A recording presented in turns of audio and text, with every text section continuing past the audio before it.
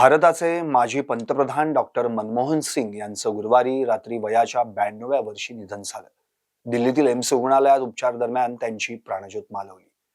त्यांच्या निधनामुळे अवघ्या देशावर शोककळा पसरली आहे. मनमोहन सिंग यांच्या आठवणींना उजाळा देणारे काही किस्से आज आम्ही तुमच्याशी शेअर करणार आहोत. सध्या मोदी सरकारमध्ये राज्यमंत्री असलेले असीम अरुण यांनी माजी पंतप्रधान डॉक्टर मनमोहन सिंग आणि त्यांची कार मारुती 800 याबाबतची एक भावूक पोस्ट एक्स वर शेअर केली. डॉक्टर मनमोहन सिंग पंतप्रधान असताना 2004 पासून सुमारे 3 वर्षे मी त्यांचा अंगरक्षक होतो. एसपीजी मध्ये क्लोज प्रोटेक्शन टीम पंतप्रधानांच्या सुरक्षेचं सर्वात आतलं कडं असतं, ज्याचं नेतृत्व करण्याची मला संधी मिळाली. AIG CPT ही अशी व्यक्ती असते जी कधीही पंतप्रधानांपासून दूर राहू शकत नाही. एकच अंगरक्षक असेल तरीही ही व्यक्ती त्यांच्या सोबतच असते.